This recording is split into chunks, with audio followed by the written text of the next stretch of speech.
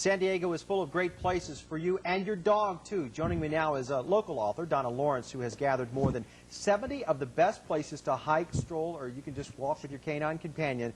It's all in her book, Only Paw Prints, which we have right here. She's got little Bailey with her as well, who is her inspiration for this book. Fiesta Island is one of the places that you mentioned. It's such a great park to go to. This is near SeaWorld off of Mission Bay, and this is one of the leash-free parks that people can take their dogs to. It is. It's one of the few leash-free beaches, and so the dogs can romp around the sand or even splash into the water in the bay, and it's a great place for them to be able to actually get in the water without having to fight waves. I noticed in your book you were talking about how you saw a black lab out there and how the lab was just playing. This is perfect for labs who love to be in the water. Any dog who loves to be in the water. Yes, that particular dog. Bailey's having fun. Bailey's a little excited. Bailey's enjoying television right now. That lab went in the water and literally splashed with its paws to make the splashes. It was having a great time. He stayed in a long time.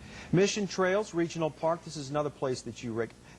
You also rate in your book about how strenuous some of the trails are, from easy walks to more strenuous walks. And this is a place that has a variety of things, doesn't it? It has 25 different hikes. The visitor center there, which is a very nice visitor center, has a listing of the trails, and it tells you the degree of difficulty. In Leave Only Paw Prints, I mention the degree of difficulty of all the hikes that I do, so that people can know going in. What about fees for most of these places? These are all listed as well, the fees and the hours of operation.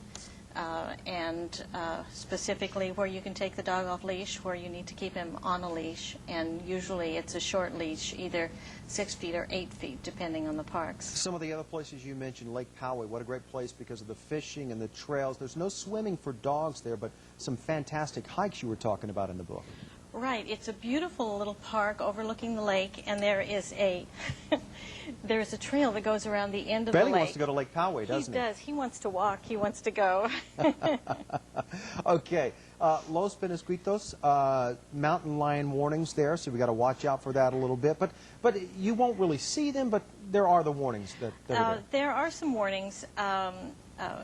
I haven't seen any, and but there's some rare. Fantastic. You mentioned waterfalls in there too. So there's a waterfall. There's a little creek with bridges going over it.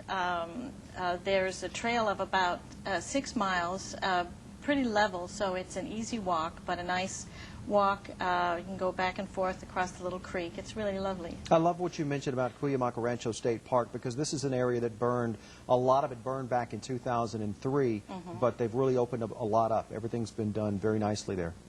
Yes, it has opened up again. In some areas you can still see the scars, but the park has opened up again.